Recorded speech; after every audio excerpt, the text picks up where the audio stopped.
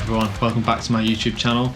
I'm Kaminski. If you're not sure who I am, I'm a UK guitarist. I usually make videos on Instagram and YouTube, and like I just mentioned, I am a guitarist, not a bassist, so why have I bought a Boden Prog 5 bass? So funnily enough, I've made a lot of music now over the years, and I've always used MIDI bass, so that's from the likes of Submission Audio, so Kaminski bass, and the first ever bass VST I actually used was Eurobass 2, I believe. And that was basically like revolutionary, because before that I had never really like dabbled in anything decent when it comes to bass tone. So that's how I got started using sample libraries, and I eventually moved on to Gin Bass, which was a sampled dingwall, which was much more my kind of flavour. Eurobass was sick, it's just I was after that dingwall sound. And then obviously when Grove Bass came along, that was really cool because of all the articulations that Submission had added. And my personal favourite and most recent one they'd ever released was Kaminski bass, purely because I love Jacob's playing anyway in intervals, and to have him in a plugin was really, like, to be honest, life-changing in terms of how I was writing music and stuff. And I've used Kaminski bass on a ton of things. It was on my latest single at the time of recording this, Bergamot, and it's been on my most recent JTC masterclass, Escape Riff Island, as well. So both of those things is entirely Kaminski bass, but I thought it was about time in my music making, I would call it a career, but in my music making journey, that I decided to get a real bass for a couple of reasons. And I still love Submission Audio. I still use Kaminski bass for mapping out ideas, and if I'm ever away from home, if I need to get bass ideas down, I've got him right there on my laptop, which is always a nice luxury. But yeah, onto the reasons why I decided to grab this bass in particular.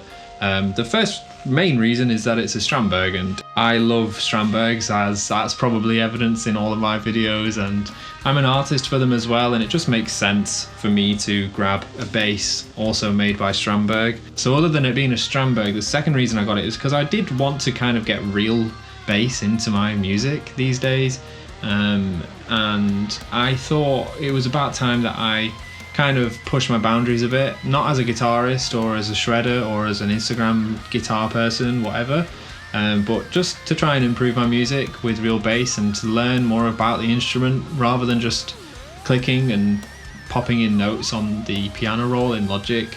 I thought, why not just invest in myself and my music and purchase a real bass? So that is basically what I did.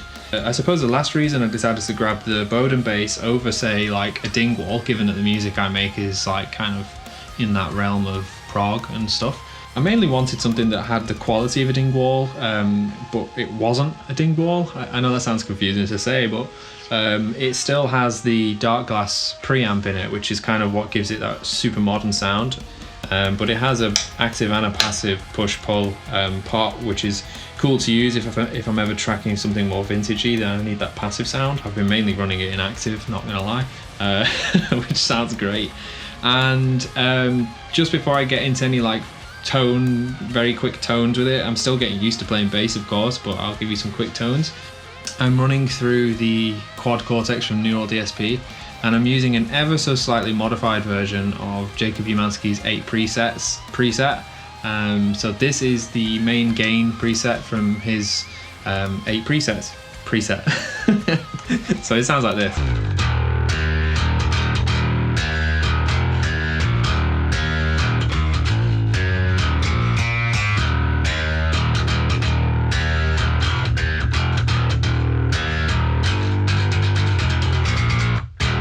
So that's like a really solid sound, and it has the dingwall quality. So there's even a preset that's a bit heavier than this, and that sounds like this.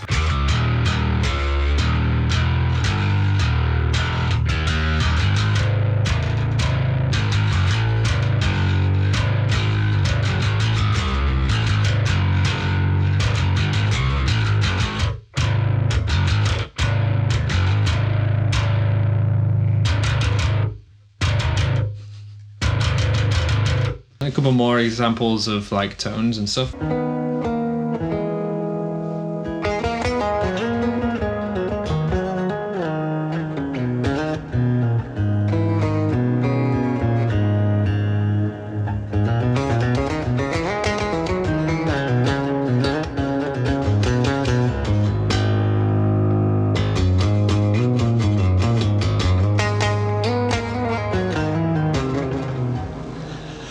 so I was still getting used to like the fact that that's not like shifted because it's not a guitar. So yeah, thanks for sticking around and checking out this little unboxing video. Not really a review of sorts. I'm sure once I've spent you know, a little bit more time with the bass, I'll be able to review it. But look out for my future videos coming up soon, and I'll see you guys in the next one. See ya.